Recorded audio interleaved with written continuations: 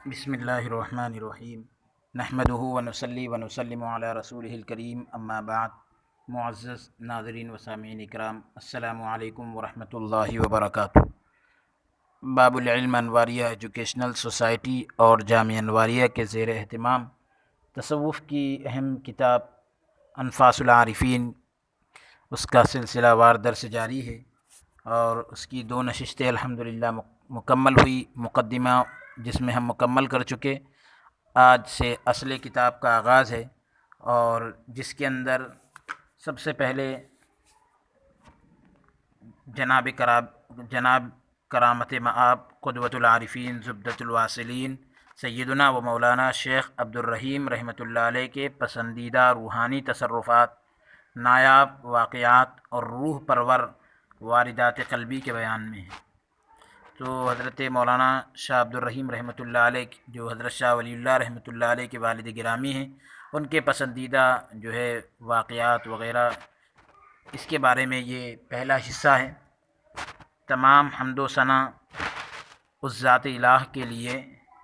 یعنی تمام تعریفیں اس معبود برحق کے لیے جس نے تجلیات اور واردات کے لطیفوں سے، یعنی جو تجلیاں اور جو انوارات نازل ہوتے ہیں اور اترتے ہیں، تو ان سے جو ہے اہل عرفان کے دلوں کو منور کیا ہے۔ ان لطائف سے اہل عرفان کے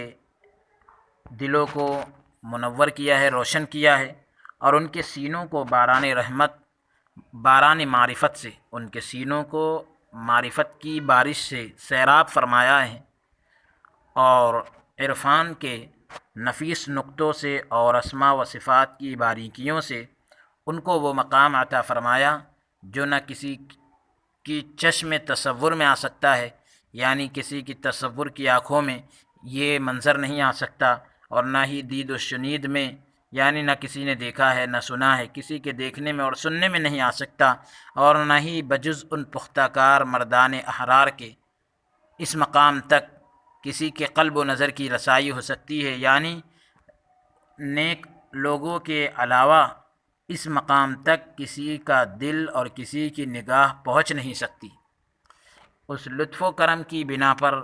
ان مردان خدا کو ہر سمت اور ہر جہت اور ہر حیثیت سے گناگو، یعنی کافی جو ہے انوار و تجلیات اور برکات ایزدی، یعنی خدا کی برکات نے گھیر رکھا ہے، اور ان مقبولان خدا کی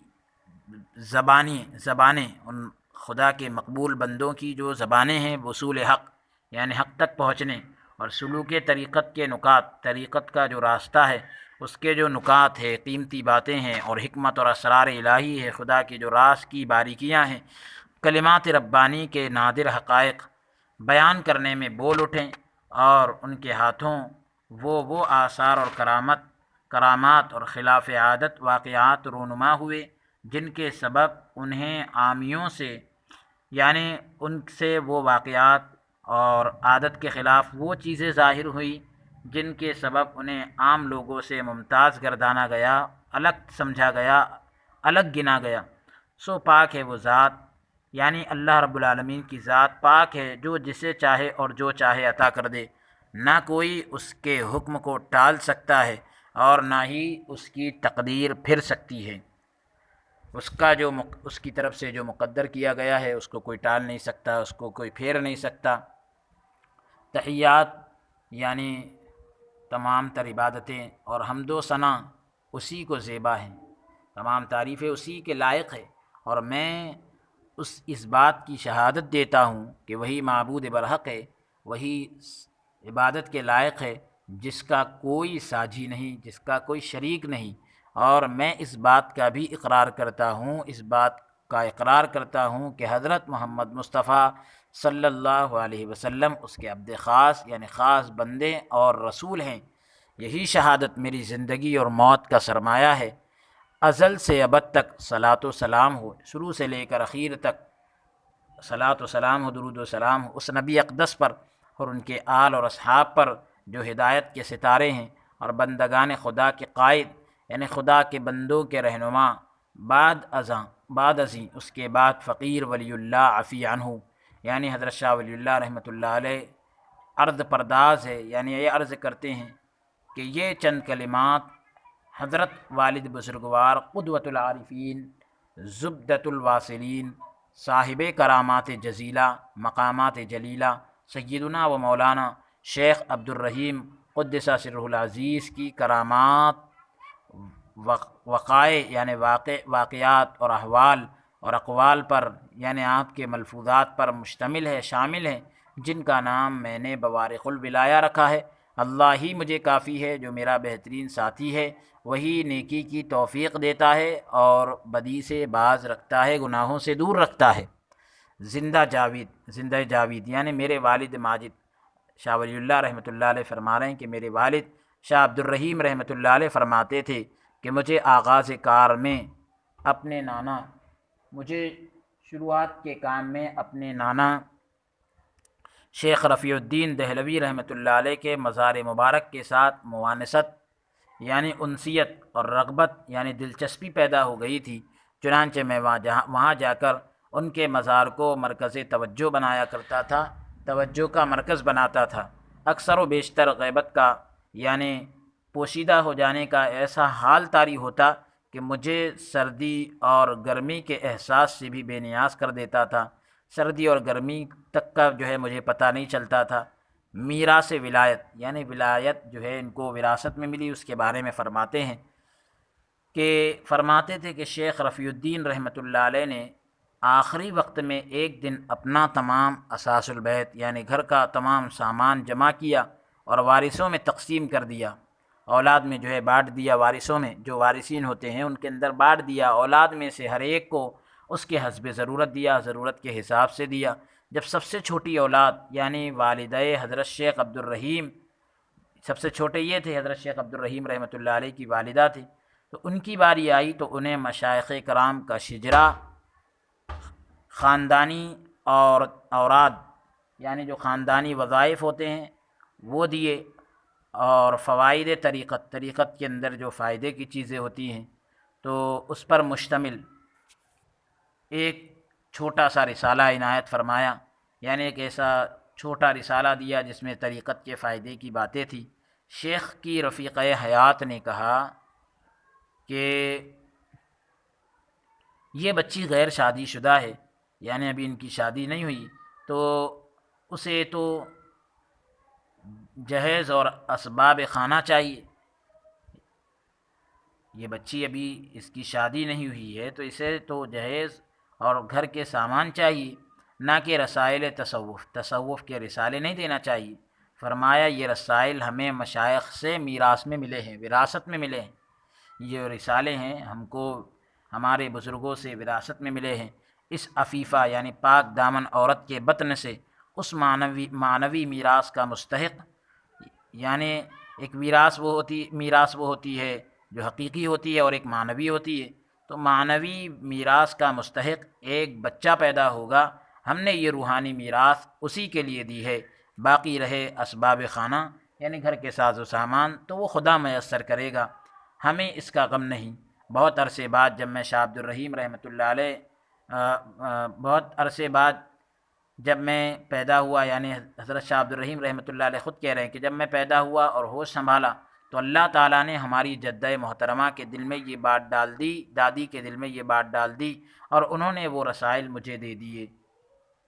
کچھ دنوں بعد یعنی وہ رسالے مجھے دے دیے، کچھ دنوں بعد وہ کھو گئے،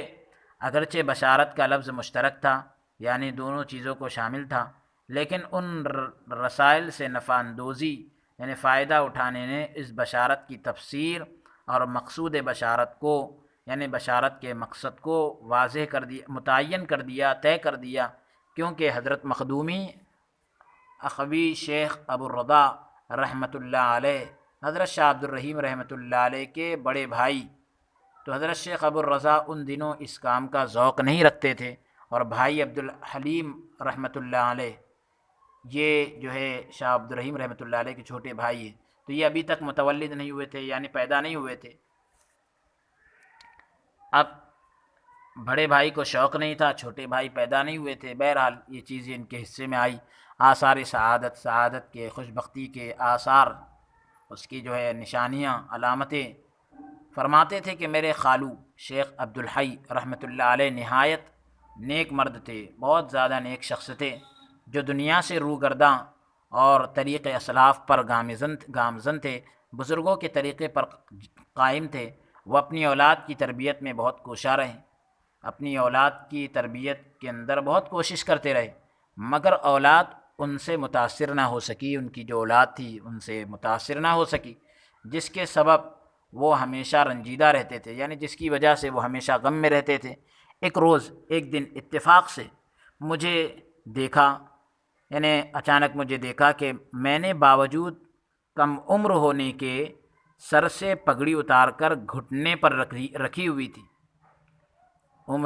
کم عمر ہونے کی وجہ سے میں نے کیا ہے، سر سے پگڑی اتار کر گھٹنے پر رکھی ہوئی تھی، اور تمام سنتوں اور نوافل کی رعایت کے ساتھ وضو کر رہا تھا۔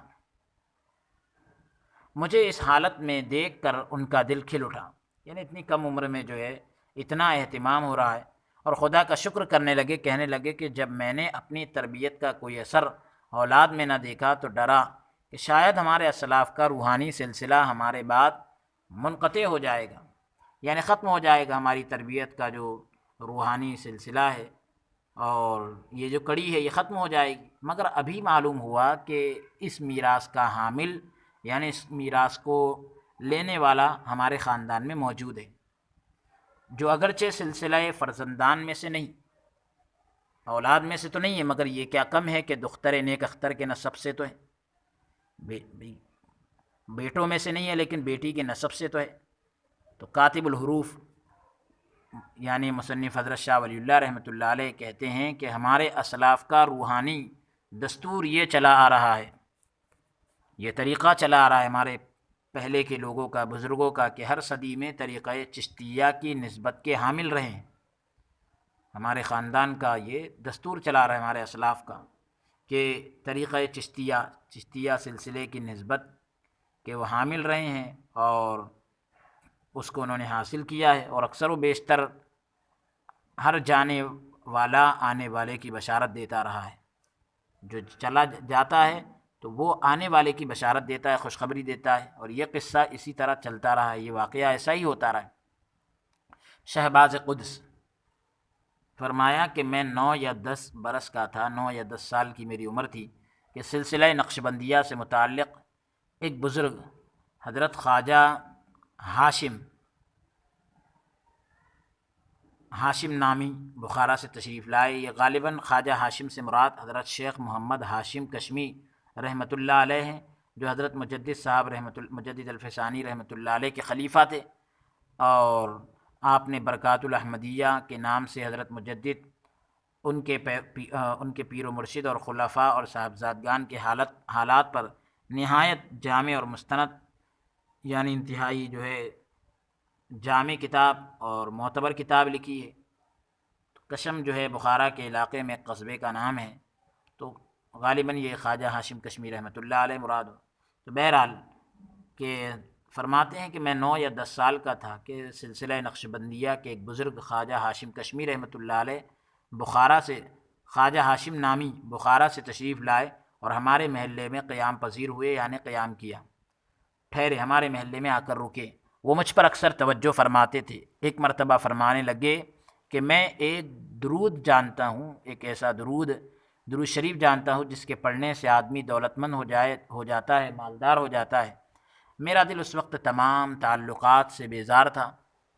میں نے کہا اللہ تعالیٰ والد ماجد کے ذریعے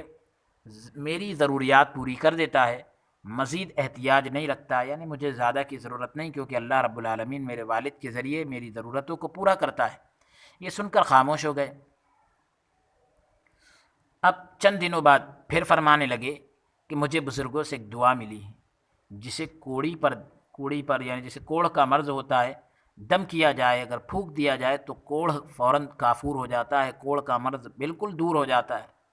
میں نے کہا اللہ تعالیٰ نے مجھے اس مرض سے محفوظ رکھا ہے، اللہ نے مجھے یہ بیماری دی نہیں ہے، اس لیے اس دعا کا مجھے کوئی فائدہ نہیں، اور اگر کوئی کوڑی نظر پڑا تو آپ کی خدمت میں پیش کر دوں گا، آپ کے پاس لے آؤں گا اس کوڑ کے مرد والے کو۔ اس پر وہ خاموش ہو گئے۔ کچھ دن بعد فرمایا کہ درود اور دعا سے ہماری غرض، یعنی درود اور دعا جو میں بتلا رہا تھا، اس سے ہمارا مقصد تمہیں شکار کرنا تھا، ہم تم کو شکار کرنا چاہتے تھے، کیونکہ تم اچھی استعداد رکھتے ہو، تم اچھی صلاحیت رکھتے ہو، مگر معلوم ہوا کہ تم انتہا درجے کے بلند ہمت ہو، بہت اونچی ہمت والے ہو۔ دراصل ہم چاہتے ہیں کہ اشغال صوفیہ میں سے کسی شغل کو اپنا مطمع نظر بناؤ۔ صوفیوں کے جو اعمال ہیں ان میں سے کسی ایک عمل کو اپنے نظر کے سامنے رکھو، اپنے پیش نظر رکھو، جس پر میں نے کہا سر آنکھوں پر۔ یہ آپ کہتے ہیں کہ اپنے نظروں کا جو ہے مقصد بناؤ، تو یہ چیزیں آپ کی جو ہے سر آنکھوں پر، یعنی اس حکم کو میں قبول کرتا ہوں۔ اس پر انہوں نے مجھے شغل استقطاب کی تلقین فرمائی، یعنی اسم ذات، یعنی اللہ تبارک و تعالیٰ کو، یعنی اللہ کے نام کو، جو اللہ کا نام ہے، اسم ذات جسے کہتے ہیں اللہ، تو اس کو لگاتار کسی تختی یا کاغذ پر لکھتے رہنا چاہیے، تاکہ کثرت نگاہ کے سبب، یعنی زیادہ دیکھنے کی وجہ سے قوت متخیلہ میں جاگزی اور پیوست ہو جائے، یعنی ہماری خیالی طاقت کے اندر رچ اور بس جائے، اللہ کا نام بار بار لکھتا رہے، تاکہ زیادہ دیکھنے کی وجہ سے، زیادہ لکھنے کی وجہ سے ہمارے خیالوں میں بھی اللہ کا نام آ جائے۔ یہ مشغلہ میں نے شروع کیا، یہ کام میں نے شروع کیا، تو جو مجھ پر حاوی ہو گیا، یعنی یہ کام بالکل مجھ پر حاوی ہو گیا۔ ان دنوں میں شرح عقائد اور حاشیہ خیالی پڑھتا تھا، تو میں نے ارادہ کیا کہ حاشیہ ملا عبدالحکیم لکھوں۔ جب لکھنے لگا تو کم و بیش ایک کاپی کے بقدر اسم ذات لکھتا رہا، یعنی ایک کاپی کی مقدار اللہ کے نام کو لکھتا رہا، مگر مجھے کوئی شعور نہ رہا، یعنی اب خیال میں ہر چیز میں اللہ رچ بس گیا۔ تو اب جب وہ لکھ رہے ہیں حاشیہ وغیرہ، تو پہلے جو ہے اللہ کا نام لکھا جاتا ہے اور کاپی بھر جاتی ہے، ایک کاپی کے برابر جو ہے انہوں نے لکھا۔ تاثیر فیضان نبوت کے فیضان کا جو اثر ہے اس کو ذکر کر رہے ہیں کہ حضرت والد ماجد نے فرمایا کہ میں ایک اندازے کے مطابق 13 سال کا تھا کہ حضرت زکریا علی نبینا علیہ الصلاۃ والسلام کو مجسم سامنے دیکھا۔ حضرت زکریا علیہ السلام کو میں نے دیکھا بالکل جسم کے ساتھ میرے سامنے کھڑے، انہوں نے ذکر اسم ذات کی تلقین فرمائی، یعنی اللہ کے نام کا جو ہے ذکر کرو، اور اس کی مجھے تلقین فرمائی۔ قوت نبوت کے سبب، نبوی طاقت کے سبب ان کی اس تلقین نے اس قدر تاثیر دکھائی، اس قدر اثر دکھایا کہ اس عمر میں تحصیل علم کی مشغولیت، یعنی علم کے حاصل کرنے میں لگ جانے، اور قلت توجہ، یعنی توجہ کم ہونے کے باوجود برکات ذکر کی برکتیں اس انداز میں ظہور پذیر ہوئی، اس انداز میں ظاہر ہوئی کہ کامل اور قوی الطلب، یعنی جو مکمل ہوتے ہیں اور طلب کے اندر بالکل جستجو کے اندر مضبوط ہوتے ہیں، تو طالبان حق سے دیکھنے میں نہیں آئے۔ اس واقعے کے بعد حضرت شیخ عبدالعزیز قدس سرہ کو خواب میں دیکھا، فرمایا کہ اے بیٹے، ارادت کا ہاتھ کسی کے ہاتھ میں نہ دینا، یہ جو مرید ہونے کا جو ہاتھ ہے، یہ ہاتھ کسی کے ہاتھ میں نہ دینا، یہاں تک کہ حضرت خواجہ تجھے قبول فرمائے، اب اس کے بعد تجھے اختیار ہے۔ یہ واقعہ میں نے خواجہ خرد رحمۃ اللہ علیہ کی خدمت میں ذکر کیا، اور اس کی تعبیر چاہی، اس کی تعبیر پوچھی، اور عرض کی کہ اس شہر کے اہل عرفان میں بجز آپ کے اور کوئی خواجہ کے لقب سے مشہور نہیں، آپ کے سوا اس شہر کے اندر کوئی اور آپ کے علاوہ کوئی اور خواجہ کے لقب سے مشہور نہیں۔ فرمانے لگے اس واقعے کی تعبیر یہ ہے کہ تمہیں خواجہ کائنات علیہ افضل الصلاۃ و ایمن التحیات کی بیعت نصیب ہوگی، یعنی کائنات کے جو شہنشاہ ہے حضور صلی اللہ علیہ وآلہ وسلم کی ذات گرامی کی بیعت تم کو نصیب ہوگی۔ اور اس فقیر کا مرتبہ اس سے کمتر ہے کہ شیخ عبدالعزیز مجھے خواجہ سے تعبیر کرے، میں اپنے آپ کو اتنا اونچا نہیں سمجھتا۔ فقیر یعنی حضرت شاہ ولی، مصنف جو ہے حضرت شاہ ولی اللہ رحمۃ اللہ علیہ کو اسی طرح یاد ہے۔ بعض احباب یعنی ان کے بعض ساتھی شیخ عبدالعزیز رحمۃ اللہ علیہ کی جگہ خواجہ نقشبند رحمۃ اللہ علیہ کا ذکر کرتے ہیں، حضرت خواجہ بہاؤالدین نقشبند رحمۃ اللہ علیہ جو ہے ان کا ذکر کرتے ہیں۔ واللہ عالم، اللہ حقیقت حال سے اللہ رب العالمین خوب واقف ہے۔ سیر ولایت کا اب ذکر کر رہے ہیں، اس کے بعد میں ظہور تعبیر کا منتظر رہا، یعنی تعبیر کو کے ظاہر ہونے کا انتظار کرتا رہا، اور اکثر درود پڑھنے میں مشغول رہتا تھا، درود پڑھنے میں لگا رہتا تھا۔ ایک رات درود پڑھ رہا تھا، درود شریف ایک رات پڑھ رہا تھا کہ ایک نورانی شبیہ، ایک نورانی شخصیت جو ہے چاند کی شکل میں ظاہر ہوئی، ایک نورانی شباہت جو ہے بالکل چاند کی شکل میں ظاہر ہوئی، حالانکہ اس رات چاند نمودار نہیں تھا، چاند ظاہر بھی نہیں ہوا تھا، اور آہستہ آہستہ پوری روئے زمین پر پھیلنا شروع ہوئی۔ وہ جو نورانی شبیہ تھی، نورانی شباہت تھی، تو اس کے بعد وہ میرے سر اور جسم پر وارد ہوئی، پہلے پوری زمین پر پھیلنا شروع ہوئی، اس کے بعد میرے سر پر اور میرے جسم پر آئی۔ جب تک وہ نورانی شبیہ میرے سر سے قدرے پرے تھی، یعنی جب تک وہ نورانی شباہت یعنی نور کی جیسی کوئی چیز دکھ رہی تھی، تو جب تک میرے سر سے کچھ اوپر تھی تو میں ذوق اور شوق میں سرمست ہو رہا تھا،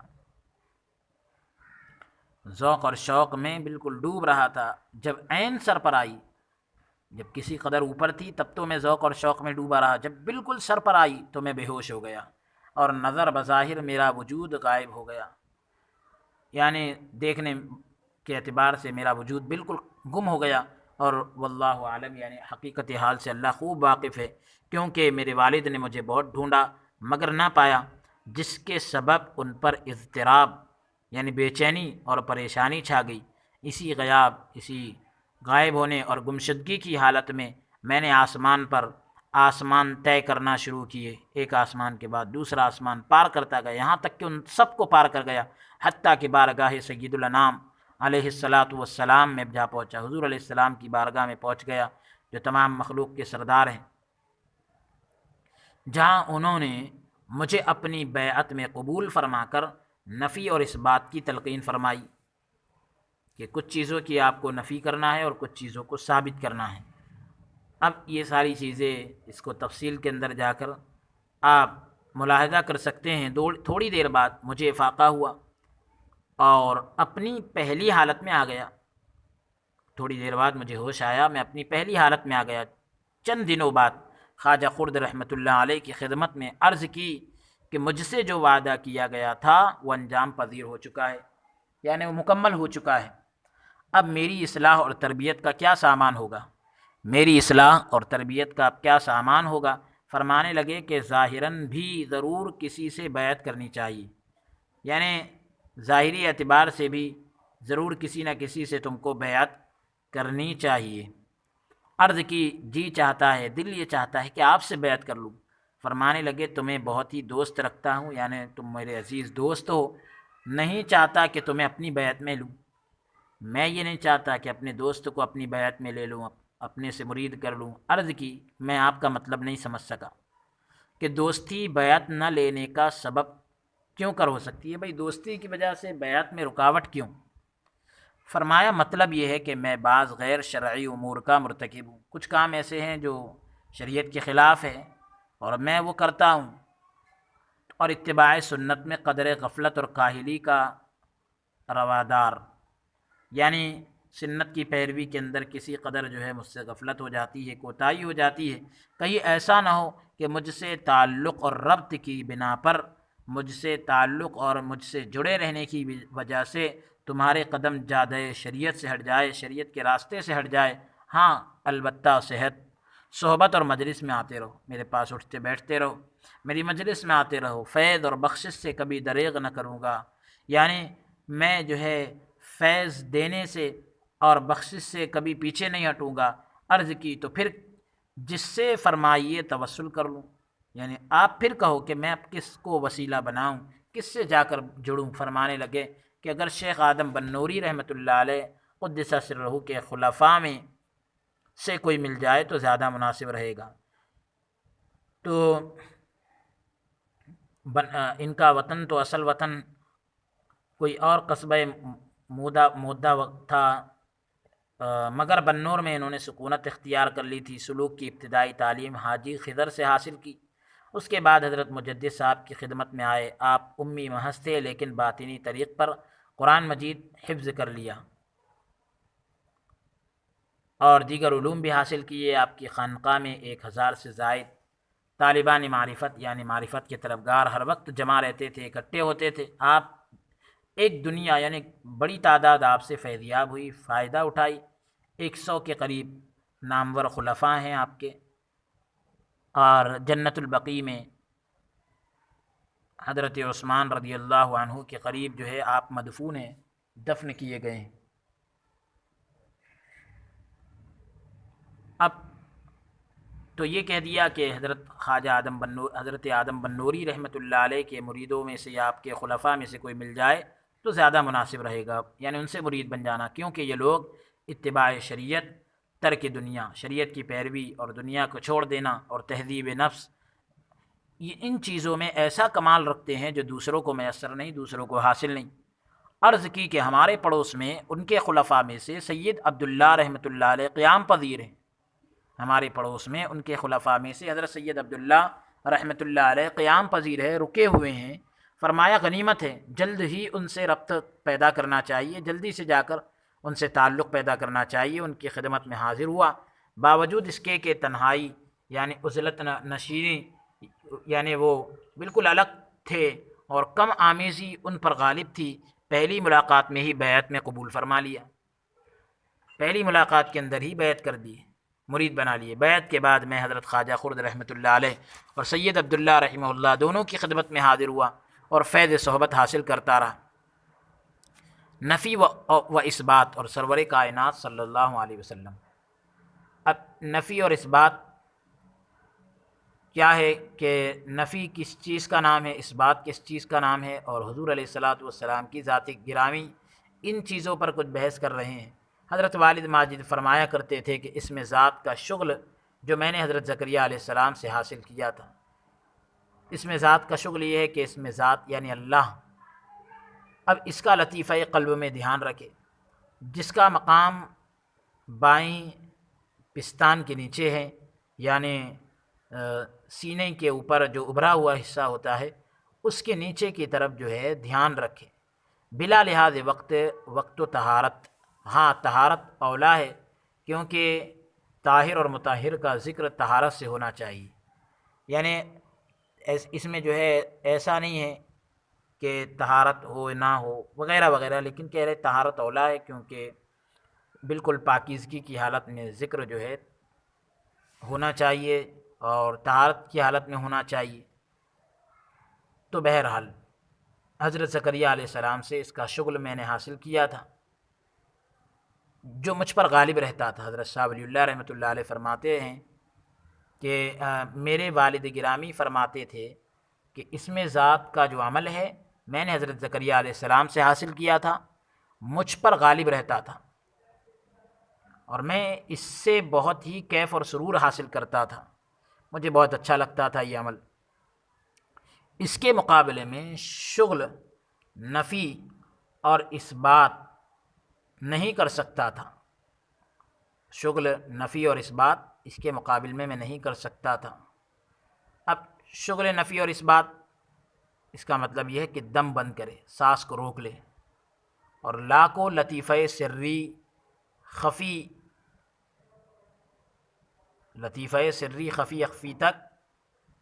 وہاں سے الہ لطیفہ روحی تک، اور وہاں سے اللہ، اور ہائے اللہ دل پر مارے، یعنی اللہ کی جو ہائے اللہ کا مطلب اللہ کی جو ہا ہے اس کو دل پر مارے، تو لا کو لطیفہ سری تک، اور وہاں سے الہ لطیفہ روحی تک، اور وہاں سے اللہ، اور خاص طور سے اللہ کی جو ہا ہے دل پر مارے۔ ایک ہی حبس میں، ایک ہی مرتبہ دم یعنی سانس کو روکنے میں 21 دفعہ یعنی 21 مرتبہ دوسری بار محمد الرسول اللہ ملائے۔ اگر 21 تک نہ پہنچ سکے تو جہاں تک پہنچ جائے، یہی عادت 21 بار تمام وظیفہ ہے، تمام وظیفہ ہے، یہی عدد 21 بار جو ہے تمام وظیفہ ہے۔ تو یہ نفی اور اس بات کا جو شغل ہے وہ آپ کی خدمت میں پیش کر دیا گیا۔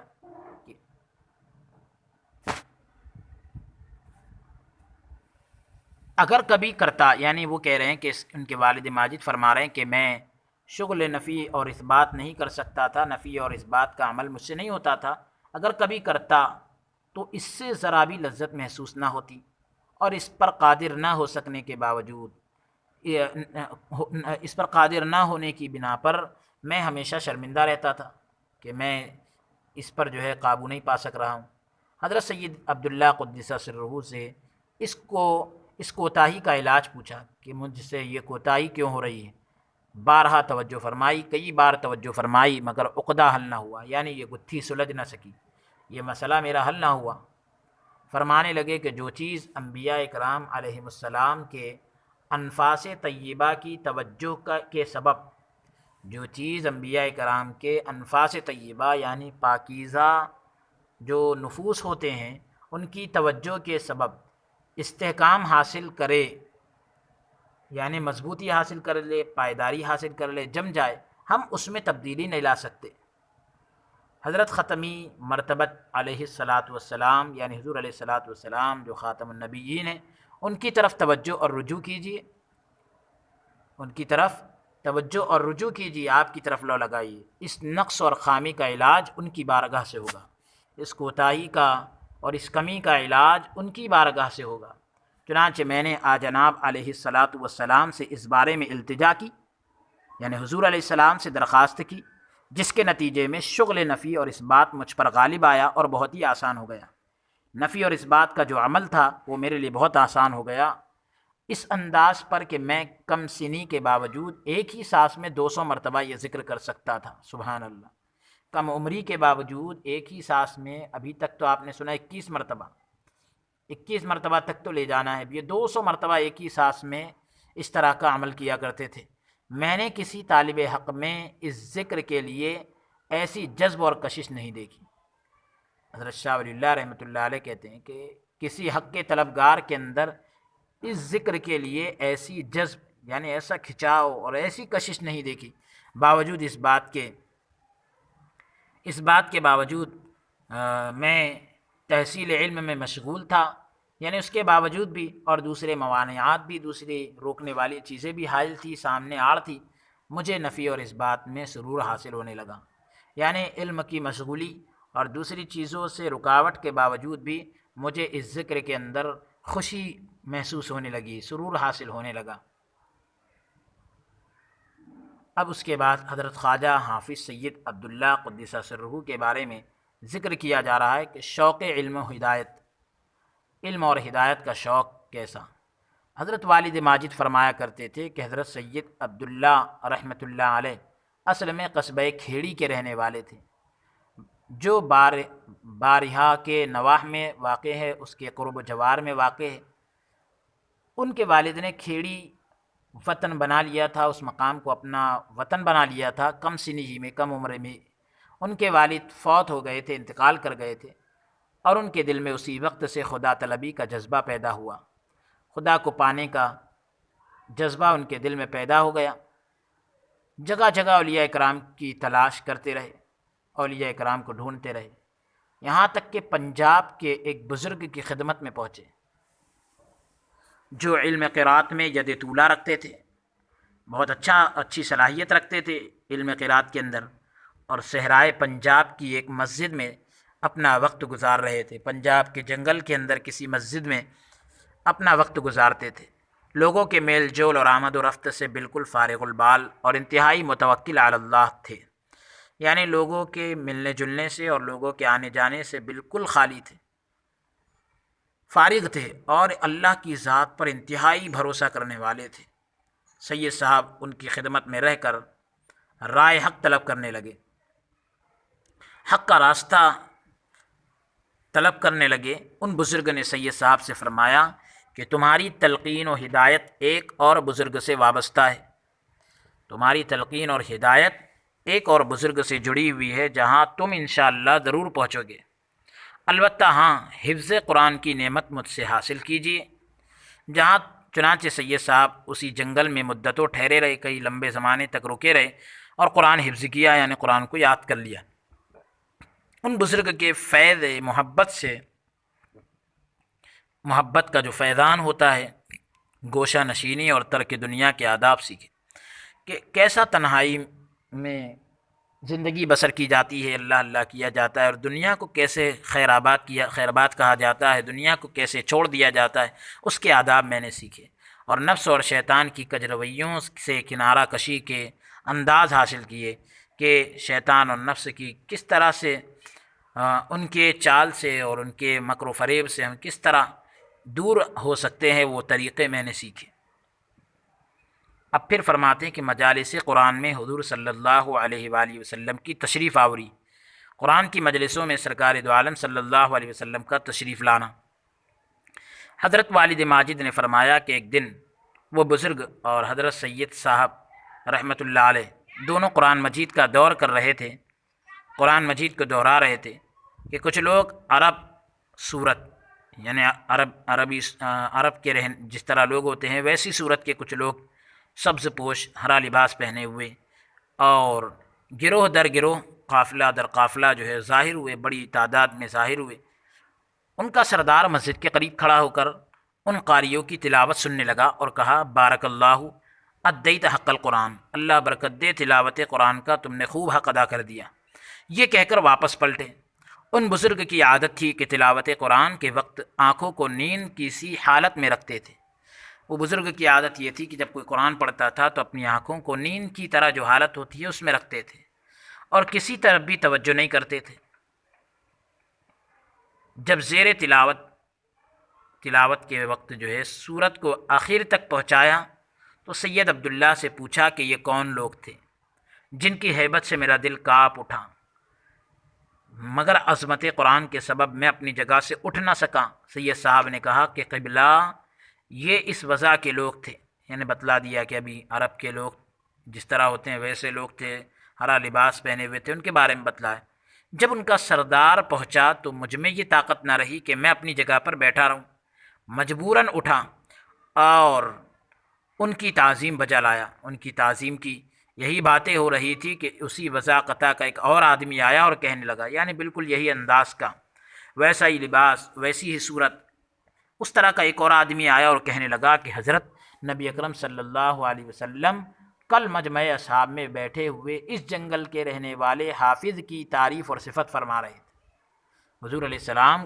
گزشتہ کل صحابہ کرام کے مجمع میں اس جنگل کے رہنے والے حافظ کی تعریف کر رہے تھے اور خوبی بیان فرما رہے تھے، اور ساتھ ہی فرما رہے تھے کہ کل علی الصباح، صبح کے وقت ہم اسے دیکھنے جائیں گے اور اس کی قرات بھی سنیں گے۔ کیا آپ تشریف لائے تھے یا نہیں؟ اگر آئے تھے تو کدھر کو گئے؟ ان دونوں بزرگوں نے جب یہ بات سنی تو دائیں بائیں دوڑے مگر کوئی نشان نہ پایا۔ اللہ ان دونوں کی قبروں پر رحمت کے پھول برسائے۔ راقم الحروف یعنی حضرت شاہ ولی اللہ رحمۃ اللہ علیہ کا گمان ہے کہ حضرت والد نے یہ بھی فرمایا تھا کہ اس واقعے کے بعد مدتوں کئی لمبے زمانے تک اس جنگل سے خوشبو مہکتی رہی، خوشبو آتی رہی جسے لوگ سونگھتے اور محسوس کرتے تھے۔ سبحان اللہ۔ طالبان حق کے ادنا مجاہدات، یعنی حق کے جو طلبگار رہتے ہیں ان کی ادنا جو کوششیں ہوتی ہے تو اس کو ذکر کیا جا رہا ہے کہ کس طرح وہ محنت اور مشقت کرتے ہیں۔ جب حفظ قرآن سے فراغت حاصل ہوئی تو اس بزرگ نے رخصت عطا فرمائی، یعنی چھٹی دے دی، کہا کہ جاؤ اور جہاں بھی کوئی صاحب ولایت ملے، ولی شخص ملے، اس کی خدمت گزاری میں انتہائی کوشش کرو، یعنی اس کی خدمت کے اندر بہت کوشش کرنا۔ یہ سیر کرتے ہوئے سامانہ میں شیخ ادریس سامانی رحمۃ اللہ علیہ کی خدمت میں جا پہنچے۔ یہ بزرگ متوکل تھے اور لوگوں سے ملنا جلنا ترک کر کے چھوڑ کے انتہائی مشکل حالات میں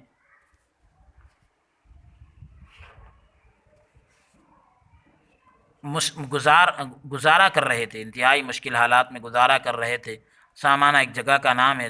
تو شیخ ادریس سامانی رحمۃ اللہ علیہ کی خدمت میں یہ پہنچ گئے۔ اب یہ متوکل یعنی اللہ پر بھروسہ کرنے والے بزرگ تھے، لوگوں سے ملنا جلنا چھوڑ کر انتہائی مشکل حالات میں گزارا کر رہے تھے۔ یہ سلسلہ قادریہ سے منسلک تھے، جڑے ہوئے تھے۔ پہلی مرتبہ جب ان سے ملاقات ہوئی تو شیخ نے فرمایا کہ فقیر بہت سارے ہیں، کسی دوسری جگہ چلے جاؤ، میرے پاس تو اس مردے کے سوا اور کوئی نہیں ٹھہر سکتا جو طعام یعنی کھانے اور لباس یعنی پہننے کی چیزوں اور تعلقات دنیاوی سے بالکل کٹ چکا ہو۔ تو روحانیت اور ترک دنیا کی نیت یعنی دنیا سے الگ تھلگ ہو جانا، یہ ایسا کرنا دنیا کو چھوڑنے کی نیت سے اور روحانیت اختیار کرنے کی نیت سے ایسا کرنا مذموم ہے، برا ہے، مگر نفس کشی، نفس کو کچلنے کے لیے اور پوری توجہ ایک نقطے پر جمانے کے لیے یہ عمل محمود ہے، پسندیدہ ہے، جیسا کہ حضرت صلی اللہ علیہ وآلہ وسلم نے بعثت سے پہلے، اعلان نبوت سے پہلے غار حرا میں قیام فرمایا۔ ذات حقیقی کے عرفان خالص یعنی خدا کی ذات کی خاص معرفت کی خاطر اس کے لیے یعنی دنیاوی آلائشوں سے، دنیا کی گندگیوں سے یکسوئی کا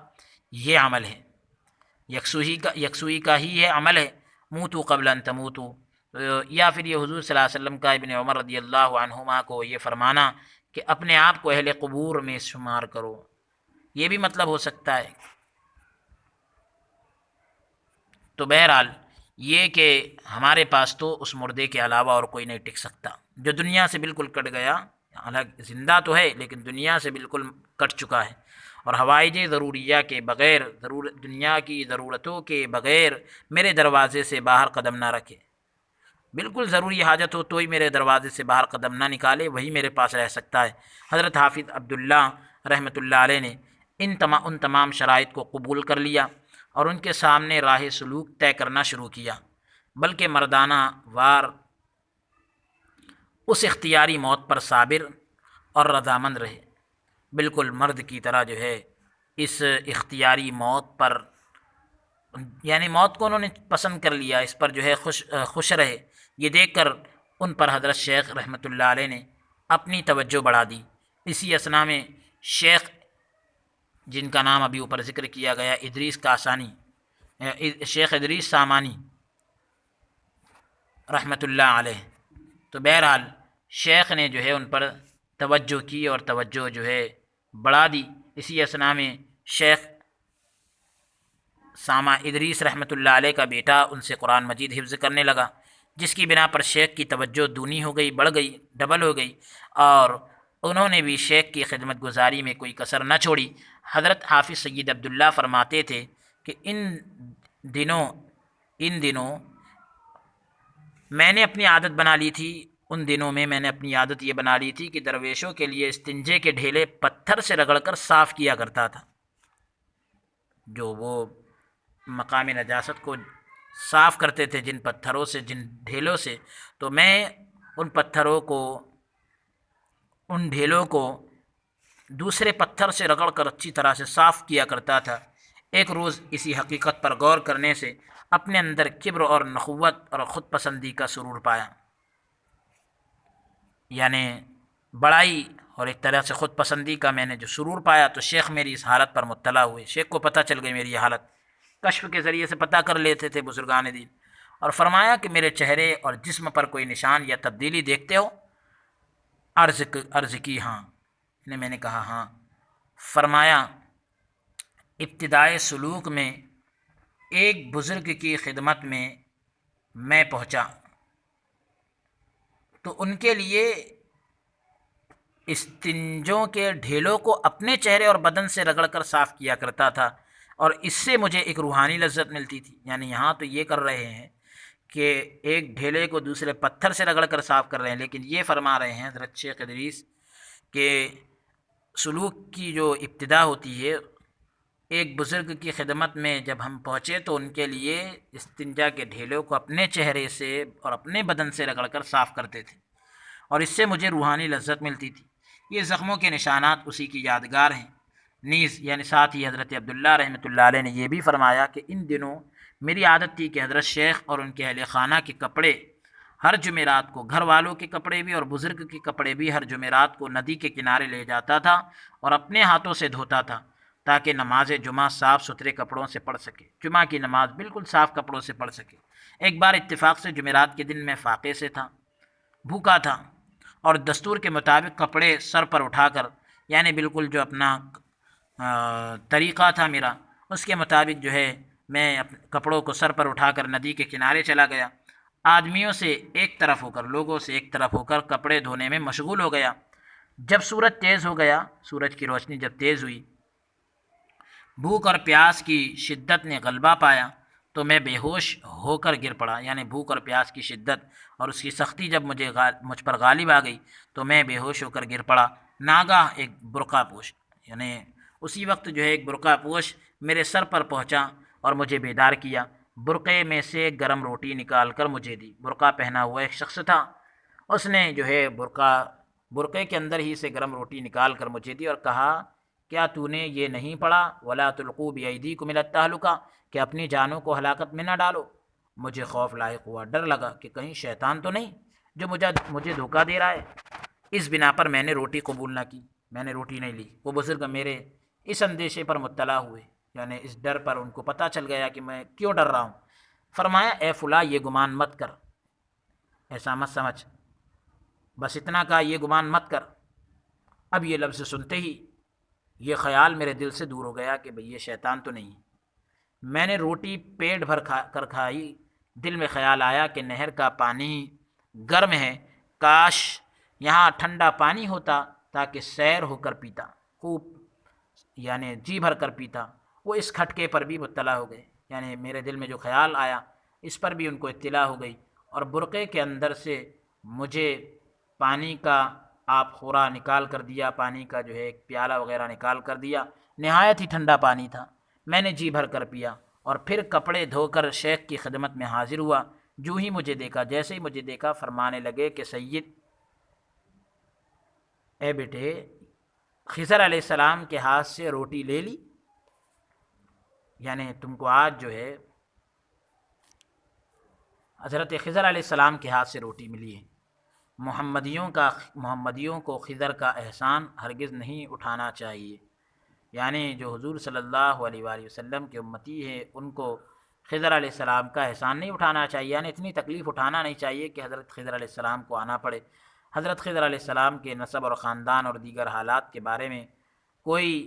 اس طرح کی جو معلومات فراہم ہونا چاہیے وہ ہمیں میسر نہیں آئی۔ حاشیے کے اندر انہیں لکھا کہ قرآن مجید سے اتنا ضرور پتہ چلتا ہے کہ حضرت موسیٰ علیہ السلام کی اللہ کے ایک برگزیدہ بندے سے ملاقات ہوئی تھی جن کو علم لدنی حاصل تھا، خدا کی طرف سے علم ملا تھا، اور یہ علم علوم تشریعی سے جداگانہ تھا، الگ تھا، شریعت کے علوم سے بالکل الگ تھا۔ حضرت خضر علیہ السلام کے بارے میں آب حیات کا جو افسانہ لوگوں میں مشہور ہے، جو واقعہ مشہور ہے، اس کی کوئی اصل نہیں ملتی۔ رہی یہ بات کہ وہ زندہ ہیں اور مشکل حالات میں مدد کرتے ہیں، اگرچہ یہ بات براہ راست کتاب و سنت سے مستند طور پر بالکل مضبوطی کے ساتھ ثابت نہیں، مگر اکثر علماء، مشائخ اور صوفیہ اور اہل معرفت کے نزدیک ان کا زندہ ہونا متفق علیہ ہے، سب نے اتفاق کیا ہے۔ چنانچہ حضرت خضر علیہ السلام کی زیارت، ملاقات، مشکل معاملات میں ان کی دستگیری کے، یعنی رہبری کرنے کے اور مدد کرنے کے جو قصے ہیں، واقعات ہیں، اس کثرت سے زبان زد خاص و عام ہیں، اتنے زیادہ ہیں کہ ان کا شمار اور انکار نہیں، اس کا انکار بھی نہیں کیا جا سکتا۔ عالمی استغراق۔ حضرت والد ماجد فرمایا کرتے تھے کہ ایک مرتبہ حضرت خواجہ ادریس سامانی رحمۃ اللہ علیہ حجرے میں یاد خدا میں مشغول تھے، خدا کی یاد میں لگے ہوئے تھے۔ ان کے اہل خانہ کی عادت تھی، گھر والوں کی عادت تھی کہ ہر سال اسی حجرے میں جانوروں کے لیے گھاس، بھوسا وغیرہ ذخیرہ کیا کرتے تھے، جمع کیا کرتے تھے۔ اتفاق سے اسی گھڑی اہل خانہ نے، گھر والوں نے حجرے میں گھاس ڈالنا شروع کی۔ انہیں حجرے میں شیخ کی موجودگی کا کوئی علم نہ ہو سکا، نیز یعنی ساتھ ہی شیخ بھی اپنی ہستی سے اس قدر بے خبر اور محو تھے، یعنی اس قدر اپنی ہستی سے بے خبر تھے کہ انہیں اپنے اوپر گھاس پڑنے کا احساس تک نہ رہا۔ چنانچہ حجرے کو گھاس سے بھر کر دروازہ بند کر دیا گیا۔ کچھ دیر بعد شیخ کی پوچھ گچھ کی گئی، یعنی ان کے بارے میں پوچھ تاچھ ہوئی۔ مسجد میں بھی ڈھونڈا گیا لیکن کہیں نہیں ملے، کہیں نہ ملے۔ آنے جانے والوں سے پوچھا گیا، کچھ معلوم نہ ہوا۔ مایوس ہو کر تلاش اور تجسس بھی چھوڑ دی، ڈھونڈنا بھی چھوڑ دیا، مایوس ہو گئے۔ 6 مہینے بعد جب چارہ باہر لانے کی ضرورت پڑی، وہ حجرے میں سے گھاس وغیرہ باہر لانے کی ضرورت پڑی تو حجرے کا دروازہ کھلا اور گھاس باہر نکالنے لگے۔ بالآخر یعنی اخیر کے اندر ایک دن گھاس اٹھانے والے کا ہاتھ شیخ پر جا پڑا تو وہ چونک اٹھا، بالکل چونک گیا کہ یہاں کوئی آدمی ہے۔ جب اچھی طرح ٹٹولا تو شیخ کو پہچان لیا۔ یہ سن کر لوگوں کا ہجوم ہو گیا، بھیڑ ہو گئی، اور اس وقت شیخ کو بھی حالت سکر سے افاقہ ہوا، جو بے ہوشی کی کیفیت تھی، اس سے ہوش میں آئے۔ دریافت کرنے پر، پوچھنے پر معلوم ہوا کہ نہ تو انہیں درازی مدت کا احساس رہا، یعنی اتنی لمبی مدت گزر گئی اس کا بھی پتہ نہ چلا، اور نہ ہی ان کے جسم و جان پر کچھ نہ کھانے پینے سے کوئی اثر پڑا، بالکل اثر نہیں پڑا۔ اور یہ واقعہ عجیب و غریب واقعات میں سے ہے کہ 6 مہینے سے زائد کا عرصہ گزر گیا اور ان کے جسم پر گھاس ڈالی گئی اور ان کا یہ حال ہو گیا کہ اتنی لمبی مدت گزر گئی انہیں پتہ نہ چلا، پھر کھانے پینے سے ان کے جسم پر کوئی اثر نہ پڑا۔ یہ ایک عجیب بات ہے۔ بہرحال آج کے سلسلہ درس کو ہم یہیں پر موقوف کرتے ہیں، اور ہم دعا کرتے ہیں رب العالمین کی بارگاہ میں کہ اللہ عز و جل ہمیں تمام بزرگوں کے روحانی و عرفانی فیضان سے مالا مال فرمائیں۔ آمین۔ وصلی اللہ تعالی وسلم علی خیر خلقی و نور عرشہ سیدنا و نبینا محمد وعلی آلہ واصحابہ اجمعین برحمتک یا ارحم الراحمین، والحمد للہ رب العالمین۔